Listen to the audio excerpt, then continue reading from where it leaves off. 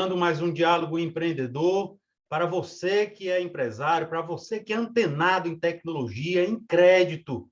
Fique aí, porque o programa é para você. Hoje a nossa pauta é fintech, crédito, crédito para a empresa, enfim, ampliação de negócios através da tecnologia. O meu convidado de hoje é Yoshimichi Matsuzaki, que ele é CEO da fintech Finet. Olá, tudo bem, Schmidt? Tudo bem, Jackson? É uma honra estar com você aqui.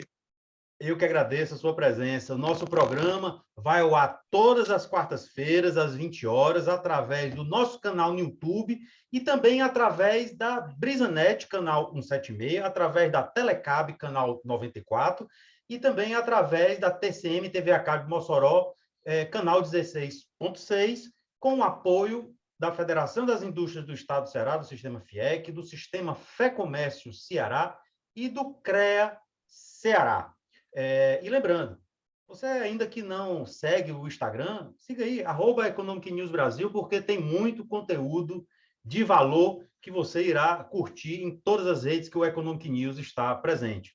O nosso convidado, ele é formado em Engenharia Elétrica pela USP, além de administrador, também psicólogo. Ele é um executivo experiente na área da indústria, da tecnologia, e também ele é especialista em processos de negócio, gerenciamento de serviços de TI, de aplicativos de gerenciamento de rede, serviços financeiros e soluções SaaS. E também ele tem uma ênfase em desenvolvimento de negócios baseados em alta performance humanas e profissionais. Não é por nada que ele é o CEO dessa grande startup, que é a Finet. Um prazer estar aqui novamente agradecendo a sua participação, Schmidt. Perfeito. A gente está falando da Finet, né? E a gente fala hoje no mercado de startups, né? Mercados de fintechs, mas a Finet, na verdade, ela vai fazer 20 anos o ano que vem, né? E a Isso gente... é uma coisa muito bacana que nós conversamos, né? E isso era uma das primeiras coisas que já estava na minha pauta para eu lhe perguntar. Como surgiu a Finet? Porque Então, os a Finet tem telespectadores eles entre... vão saber de uma coisa muito interessante. Antes de fintech ser fintech, a Finet já existia. Exatamente, exatamente. O Yoshimichi Matsuzaki e o Marcos Bonfá Saraiva, nós temos, como fundadores, nós temos uma bagagem técnica muito forte do mundo de telecomunicações, né? Então a gente surgiu nesse mercado, no primeiro momento, trabalhando a integração entre as empresas e as instituições financeiras. Então esse foi o principal mote, né, do surgimento. E, ao longo do tempo, a gente percebeu que a partir desse intercâmbio de dados que surgia nessa conexão, a gente conseguia evoluindo, né, para dados, para informação, para gerenciamento e para inteligência de negócios. E nesse processo fomos construindo soluções SaaS, né, que integram as diversas empresas. E como foi que surgiu a ideia de entrar a fundo no mercado do financeiro, no crédito para empresas, que é o setor aí, o foco da Finet, em que ela vem se destacando aí nacionalmente? O que a gente percebeu é que a gente fazia a integração da empresa, nesse mundo ainda de telecomunicações, da empresa com os bancos, né? E uma empresa, uma corporação, ela tinha, na verdade, a necessidade de se integrar a diversos bancos, até mesmo porque um banco sozinho, muitas vezes, ele não consegue ser melhor em todas as ofertas. E nesse processo, a gente veio desenvolvendo soluções multibanco. Então, todas as nossas soluções e serviços, ele tem um foco multibanco. Quer dizer o quê? Né? Com isso, a gente consegue levar a melhor oferta de serviço que o banco, na verdade, consegue entregar para aquela empresa. Então, você sai da condição monobanco ou um grupo pequeno de bancos que você tem que ir no internet banking de cada banco. E, através da nossa solução, você se conecta ao que cada banco tem de melhor a oferecer.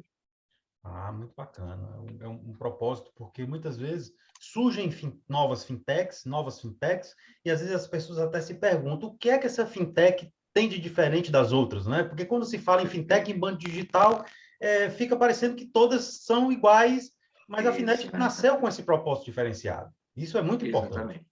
Tanto que a gente tem uma jornada, né, que inicialmente, a gente provia tecnologia. Então, um termo que não é muito comum nesse mercado, inicialmente era uma tech-fin. é uma provedora de tecnologia para instituições financeiras. A gente vem nessa jornada agora, na oferta de serviços financeiros, a gente também se torna uma fintech. Porque o que a gente tinha, na verdade, assim, era todo ferramental tecnológico para operar como uma fintech. Mas a nossa oferta era deixar, né, a conexão entre os bancos, né, com a empresa, e a gente, na verdade, ser o provedor da tecnologia. O que a gente percebeu recentemente é que a gente tem muito mais a oferecer, né, também como fintech, então a gente está entrando fortemente nesse mercado. E nesse aspecto surge o crédito como sendo uma oferta bastante interessante. Bacana. Seguindo aqui a nossa pauta, eu gostaria de te perguntar sobre as recentes mudanças de pagamentos no Brasil, que é o tão conhecido Pix, né? Que é muito conhecido hoje para o consumidor direto, né? Nas transações entre empresa e clientes, pessoa física, mas podemos dizer que isso já caiu no gosto aí do consumidor. Você acha que o Pix também vai crescer e vai ser a forma de pagamento mais utilizada também no mercado B2B? Com certeza, né? Assim, já está previsto o processo de transição dos boletos, né, que nós estamos acostumados, para um cenário de Pix. Então, o que a gente enxerga hoje, né, tradicionalmente como sendo o boleto, que você paga geralmente para uma pessoa jurídica, existe uma jornada de migração que esses serviços sejam ofertados através do Pix, né? Então, hoje mesmo, por exemplo, a Finet ela oferece para o mercado uma solução que a gente chama de Bolepix, né? É um boleto híbrido. Você tem um código de barra do boleto natural, que as pessoas já estão acostumadas, mas também tem um QR Code, a partir do qual ele consegue fazer o pagamento. Você falou um ponto muito interessante. Boleto híbrido. Exatamente. Esclareça para os nossos telespectadores o que é o boleto o híbrido, né? E se ele deve... você acha que logo, logo ele vai ultrapassar o convencional? Como é que funciona o boleto híbrido? A nossa oferta é assim, você recebe um boleto onde você tem o código de barras tradicional, certo? Mas também tem no mesmo papel, na mesma estrutura do e-mail, por exemplo, se você também receber por e-mail ou por papel, tem um QR Code que você consegue fazer o pagamento daquele boleto via Pix, né? Então você usa a câmera do celular e faz o pagamento ali. Entendeu? Na questão da segurança, esse boleto é mais seguro do que o convencional?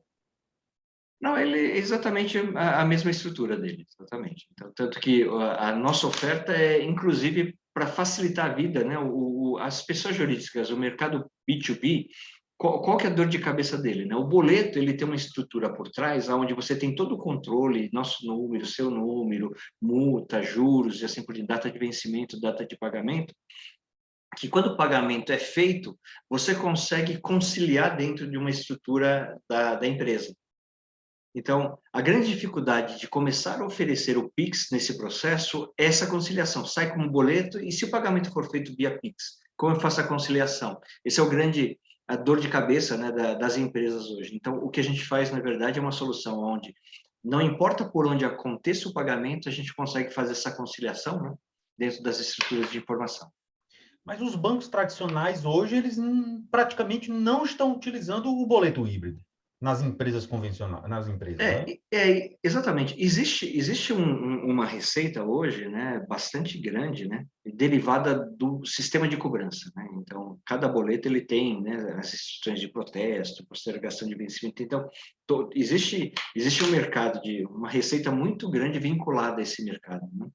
Então, existe uma natural, posso dizer, até uma natural resistência, né, de que essa transição para o Pix, né, aconteça, porque há dentro das diversas versões do Pix que a gente vai estar recebendo ao longo do tempo, né, com as diretrizes do Banco Central, aonde você consegue, né, fazer, por exemplo, um carnê via Pix, parcelamento do Pix. Então, ele vai entrar fortemente substituindo o que é feito hoje via boleto e o que é feito hoje, em alguns aspectos, até no cartão de crédito. Entendeu? É porque tem algumas coisas que os bancos tradicionais ainda hoje operam e cobram, como você acabou de dizer, que não cabe mais no mundo atual. Exatamente. É um processo, assim como a gente tem, né, os bancos digitais, né, que entram operando, né, isentando algumas tarifas, algumas taxas, assim por diante, existe também nos diversos serviços financeiros, né, algumas ofertas que naturalmente, né, com a digitalização e com a redução de custos, né, esses serviços tendem a ser, né, mitigados. Né? Schmidt, o que é que, assim, muitos empresários aqui que estão nos assistindo, eu tenho certeza que fica aquela dúvida, né? Poxa, bacana, o boleto híbrido não tem custo, enfim, tudo mais rápido. Mas o que é que eu preciso para poder operar com o boleto híbrido? O que é que eu preciso para ter um recebimento Pix? O que é uma integração de sistema? Como é que ele pode aderir e evoluir na sua empresa com esse tipo de serviço? Hoje se ele optar por utilizar boleto híbrido, a gente consegue, juntamente com a área de negócios dele, utilizar o código de barras, né, do boleto, a gente, na verdade, estruturar, né, o QR Code do Pix para que esse pagamento possa estar acontecendo via o código de barras ou via o Pix e garantindo que haja a correlação da informação para que o sistema dele de controle, o ERP, qualquer estrutura de informação interna, continue operando normalmente, né? Então, isso... e alguns bancos, né, estão tentando fazer essa operação, né, mas é uma operação que, nas grandes corporações, né, é um processo bastante moroso, né, e bastante trabalhoso, até mesmo porque existem diversas versões do Pix que virão que eles têm dificuldade de acompanhar essa jornada dentro das grandes plataformas que eles possuem.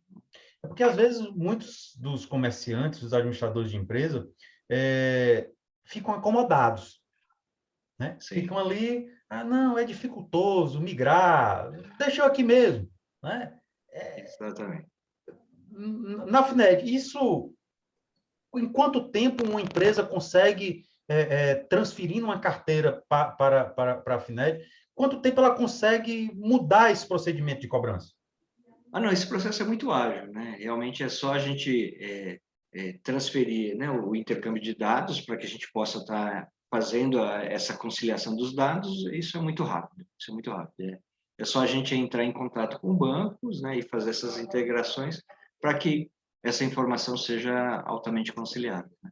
Inclusive, até alguns bancos nos procuram para que a gente seja o provedor dessa solução, como sendo o banco, né? Como eu disse para você, né, em alguns momentos nosso posicionamento é uma tech-fin. Então, como o banco não tem essa solução ainda, quem provê a solução para o banco somos nós. Então, o que o mercado chama de white label, né, o banco apresenta a solução como sendo dele, mas quem está provendo essa solução é a Finet, colocando todas as cores do banco. Isso é muito comum dentro da nossa operação. E isso vocês compartilham com quantas instituições esse serviço? Nós cruzamos hoje mais de 100 instituições financeiras, né? A gente está passando mais de 100 mil CNPJs integrados ao nosso ecossistema e dentro das nossas estruturas, acho que a gente está chegando em 1 milhão de CNPJs. Muito bacana, porque isso também é um outro universo. Aqui nós estamos conversando para 5 estados e eu tenho certeza que muitos daqueles que estão nos assistindo não tinham essa informação de que um banco pode operar por trás de outro banco, Sim, né? Através de um sistema de tecnologia. Exatamente, exatamente. Assim, o que acontece muito, os bancos tradicionalmente eles têm um processo de desenvolvimento que é um pouco mais lento, né? E às vezes você tem que levar uma oferta imediatamente para o mercado. Então, entre ele esperar aquele sistema ser desenvolvido internamente num ciclo de meses ou anos, dependendo do caso, ele já leva uma oferta, né, junto com o parceiro, né, e somos parceiros de muitos bancos, né, os grandes bancos são os nossos parceiros, para prover soluções que muitas vezes eles ainda não têm desenvolvido internamente e nós provemos essa solução. Indo para o lado do crédito, né? Conversando antes do programa, nós estávamos no bate-papo e você dizendo, Jackson, nós buscamos disponibilizar na FINED para os nossos clientes o melhor de cada banco, né? Em termos de crédito. Como é que funciona na prática esse crédito para as empresas? Existe uma linha específica? São várias linhas ou a briga é só por taxa? Como é, Schmidt? Então, normalmente, assim, a gente pegando um caso tradicional, né? Uma empresa ela tem diversos fornecedores, por exemplo, né? E esses fornecedores, dentro do processo, eles demoram para receber, né? Geralmente um ciclo de 30, 60, 90, até alguns casos 120 dias. Só que aquele fornecedor, ele não tem essa musculatura financeira para suportar todo o ciclo de 120 dias, por exemplo, né? No pior caso. Então, nós provemos soluções onde conseguimos oferecer crédito para esse fornecedor conseguir continuar operando, né, com o cliente dele, né, que é esse grande âncora, através da oferta de crédito. Então, nós temos um marketplace onde esse fornecedor consegue se plugar, né? Então, existe esse âncora com milhares de fornecedores, e esses fornecedores, eles se plugam nesse SaaS, né? Um marketplace de crédito, onde nós colocamos à disposição desse fornecedor, né? Conversando também com esse grande âncora, no sentido de quais são os bancos que vão estar ali operando, de forma a levar a melhor oferta de crédito para esse fornecedor. Isso viabiliza toda a cadeia de fornecimento, todo o supply chain. É uma forma bastante saudável, né, de levar crédito para o mercado, né? Porque normalmente aquele fornecedor, ele por si só, ele não consegue chegar num banco e obter crédito. Ou então, aquele cliente dele, que é o grande âncora, ele também não tem tempo de ficar correndo e vendo crédito para cada um dos milhares, centenas de fornecedores. Então, esse marketplace que nós estruturamos, né, é um SaaS, que é o painel fornecedor e o Antecipag, ele oferece, né, essa possibilidade, né, para o mercado e para as corporações. Mas nesse marketplace, lá apresenta as várias instituições e o nome de cada instituição, e ele opta pela instituição que ele quer. Exatamente, exatamente. Alguma que ele já tenha relacionamento, então, segundo o dado dele, né, de fornecimento para aquele cliente, ele já tem melhores taxas e assim por diante. Então, é um verdadeiro shopping do crédito. Exatamente. O que a gente está buscando é trazer dentro de cada segmento, né, a melhor instituição financeira para levar a melhor oferta de crédito, né?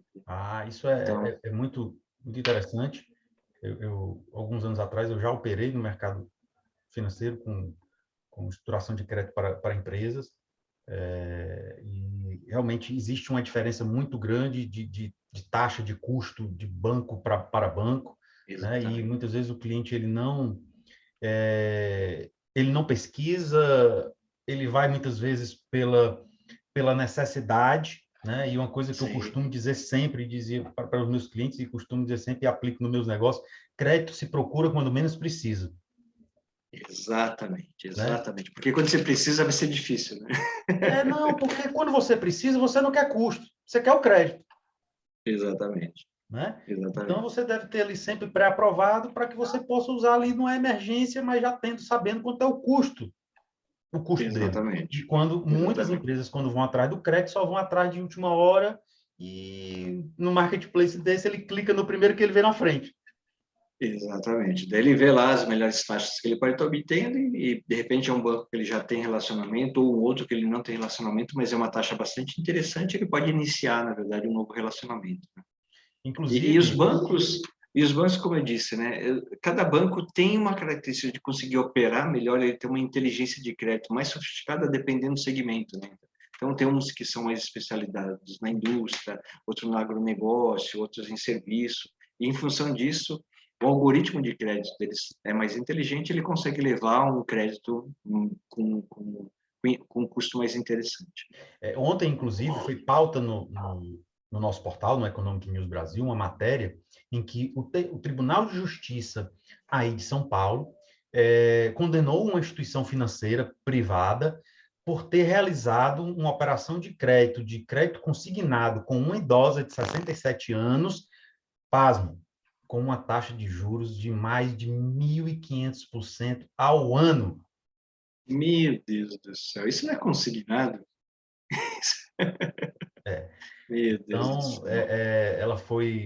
a instituição foi condenada e vai ter que devolver a diferença, né? E ainda um dano moral para Não, exatamente.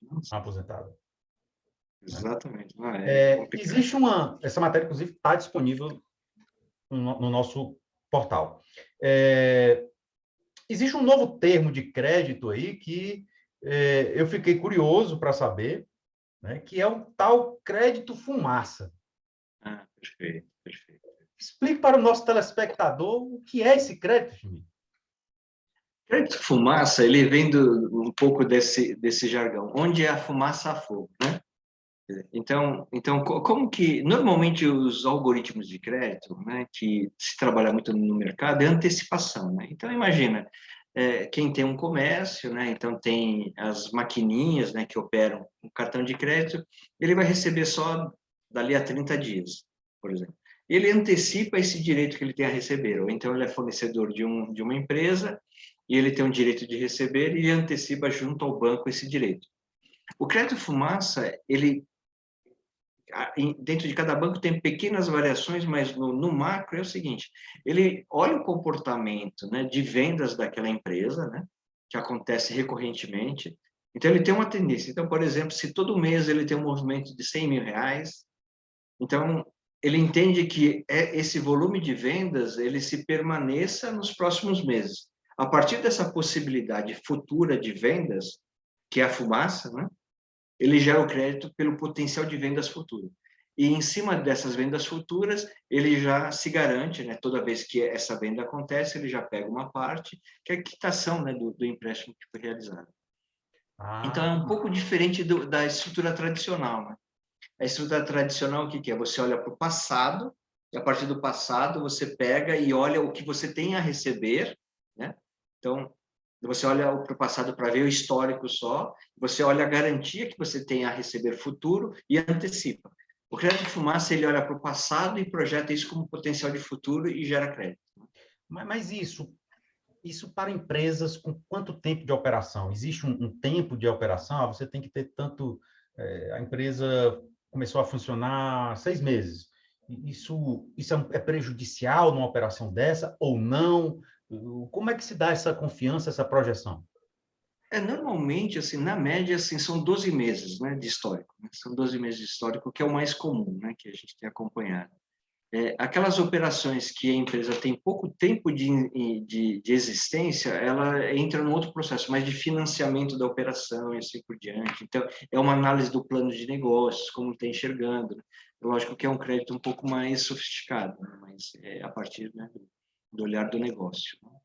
Eu fui buscar aqui a matéria que eu tinha acabado de comentar, está aqui no nosso portal, que o TJ de São Paulo determinou a redução de taxa de juros de 2 empréstimos contratados por uma consumidora idosa de um banco privado, que a taxa anual variou de 1.500, para ser mais preciso, 1.561,95% e 1.270,52% ao ano, tá? Para 6% ao mês. Tá?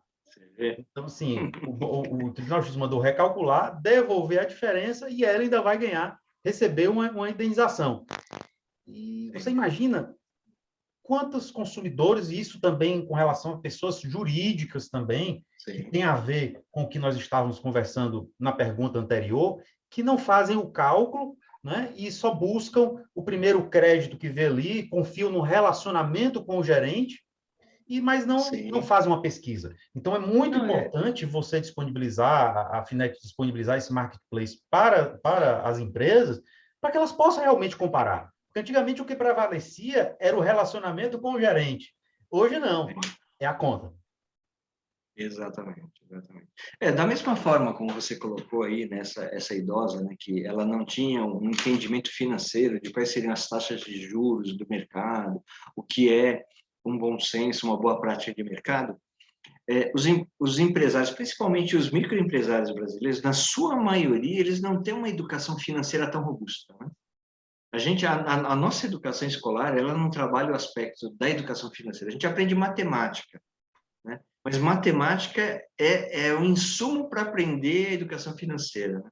Então, nesse sentido, muitos empresários também eles são expostos, né, a taxas de juros muito altas por desconhecimento ou por não ter acesso ao marketplace, né, para fazer um balizamento dessas taxas. E acaba muitas vezes refém de um relacionamento de um único banco, um relacionamento mais histórico, assim por diante. Então, o olhar as taxas, o marketplace, ele ajuda a abrir os olhos nesse sentido, né? E assim, eu parabenizo o trabalho de vocês em deixar claro para o cliente quanto é realmente a operação da taxa através do marketplace, porque existem muitos casos que o consumidor, como no caso dessa idosa, eu tenho certeza que na hora dela contratar o crédito, a taxa foi diferente. Né? Também. Já aconteceu comigo em alguns casos, quando fui dito que a taxa era uma, quando eu joguei no HP, era totalmente diferente. Sim. Né? Então, essa transparência que a Finet opera, isso é muito importante, né? Para ajudar nesse entendimento da educação financeira. O volume de informação, né, nas transações, elas são tão grandes que a gente, até mesmo, né, a equipe financeira ou o empreendedor que faz a sua gestão financeira, ele tem uma dificuldade, né, de conciliar, identificar o que é cada linha daquele extrato, né? Então, a gente tem soluções para empresas de grande porte, para que aquele acordo de contrato, das tarifas que foram acordadas e por diante, o gestor financeiro consiga ver se aquele acordo está sendo honrado.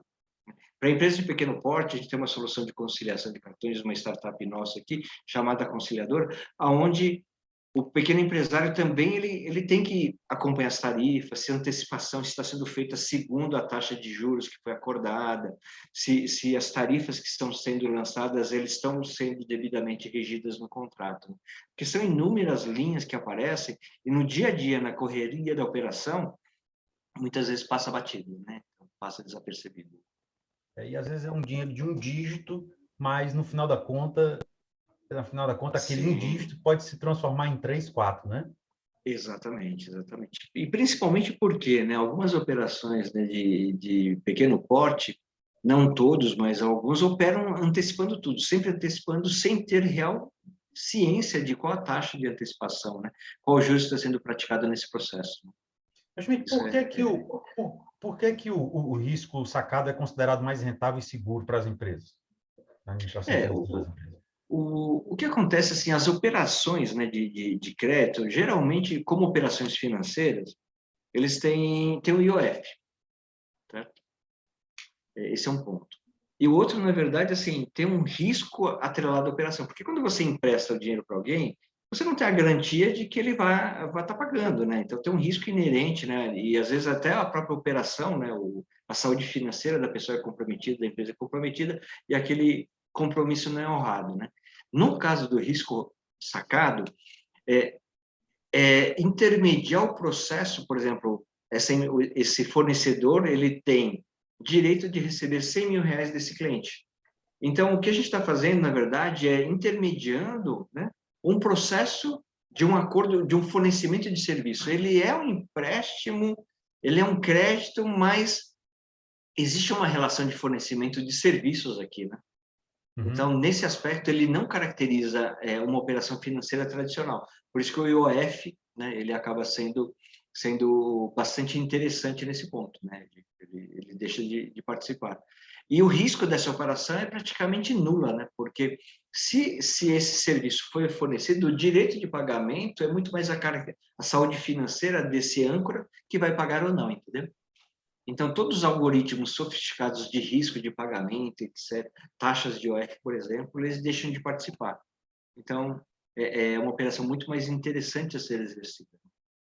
Recentemente, a Finet anunciou ao mercado um aporte financeiro dedicado às concessões de crédito. Exatamente. Como foi esse aporte? O que é que isso ampliou de mercado para a Finet? A gente conversando com os nossos parceiros, né, na geração de crédito, a gente totalizou para esse ano 2 bilhões de reais. É um montante muito grande, né? E sempre brigando com os parceiros no sentido de levar a melhor taxa, né, de forma que a gente consiga levar crédito, mas um crédito bom para a ponta, né? Assim, falar 2 bilhões, na verdade, assim, é uma cifra bastante grande, mas isso levar com bastante qualidade, né? Não só qualidade para aquele que obtém esse crédito, mas também para a instituição financeira que está emprestando, né? Então, esse crédito, assim, a gente está falando na cifra de 2 bilhões junto aos nossos parceiros. Então, é um montante bastante interessante que a gente acredita que vai contribuir bastante para essa retomada da economia que a gente vai estar observando, né? Apesar de ser um ano de eleição e assim por diante. Surgem aí o mercado de fintech é um mercado que tem ampliado no Brasil, né? Mas o que eu estou, as primeiras matérias que eu li sobre a Finet, uma coisa que me chamou a atenção foi justamente o fato de vocês terem uma dedicação nas empresas, né? E outras têm um foco maior nas pessoas físicas. Por que essa escolha desse mercado voltado para as empresas? O No que a gente planejamento de percebeu vocês, quando vocês foram para o mercado? hoje a gente fala com bastante naturalidade, né? Assim, que a gente consegue virar e falar. Você vê muitas fintech, ok, mas são todas elas brigando pelo mercado de pessoa física, não é isso, Schmidt? Exatamente. Então, quando a Finet se iniciou nesse mercado, né, a gente tinha até receio de falar que eu e o Marcos Bonfá, nós éramos os founders, né, os fundadores da empresa, porque a gente estava negociando, né, projetos com os grandes bancos, né? Então, naquela época, não existia esse mercado de fintech, de startups, de co-founders, né? Então, a gente tinha que levar bastante, como se diz, né, credibilidade, bastante segurança, né, para os nossos clientes, né? Esse mercado agora, com a chegada das fintechs, né, é mais comum, né? Eles têm um acesso muito maior do que nós tínhamos há quase 20 anos atrás. Então, nesse diálogo, né, no primeiro momento, como consultores, né, dos grandes bancos, o que a gente percebeu que havia como oportunidade de exploração para nós de mercado, como TechFin no primeiro momento, eram soluções para pessoas jurídicas, né? Então, a pessoa física, naquele momento, ele não tinha um mercado tão grande, né, a ser explorado, né, nessas demandas. Por isso, a gente nasceu falando sobre soluções como pessoa jurídica. O que a gente tem percebido hoje, esses bancos digitais, eles estão saindo da pessoa física e começando a trabalhar a pessoa jurídica, que começa pelo microempresário, assim. E a gente tem estreitado um diálogo muito grande com os bancos digitais que estão entrando com serviços para a pessoa jurídica. Nesse momento, eles precisam estar construindo uma solução e a gente já tem uma solução pronta, né? Então, temos acordos com os bancos digitais que estão entrando, né, no mercado de pessoa jurídica para auxiliá-los, né, na entrada desse mercado. Bom, estamos chegando ao final do nosso programa. Novamente, eu quero agradecer. Eu sei que a sua agenda aí é muito corrida em São Paulo, nos trabalhos aí, nas demandas da FINED. E quero deixar aí as considerações finais com você, que você fale também para os nossos telespectadores como acessar a FINED, como conhecer esse marketplace, né, para que eles possam conhecer e contratar o melhor crédito. Perfeito, perfeito. Bom, para nos contactar, a gente tem um Instagram, @finetbrasil, né, na internet www.finet.com.br, e a partir dali você tem acesso a todas as nossas soluções. Agora, o que eu posso falar para vocês, assim, nesse mercado que a gente está presenciando hoje, a gente tem o Open Finance, o Open Banking sendo muito verbalizado, né? Mas, de fato, ainda pouco praticado, né? Esse cenário de Open Banking, onde você tinha conectividade com diversos bancos, é uma construção que nós já temos há muito tempo, né? Então, nossas soluções são todas multibanco, Bank Manager, portal de boletos, painel fornecedor, antecipado, todas as soluções consignadas, todas as soluções são multibanco, né?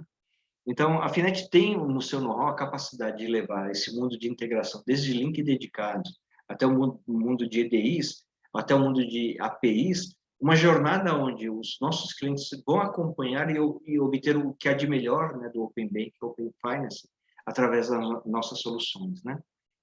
E o crédito, né, como a gente já conversou bastante, o crédito através, né, de uma estrutura de marketplace bem nichado para aquele segmento que a gente está atuando, a gente consegue realmente, né, dar muita agilidade na oferta de crédito, porque não basta ter crédito, porque quem está precisando precisa logo, né, então muita celeridade, muita agilidade no crédito, e lógico, um crédito com a menor taxa, né?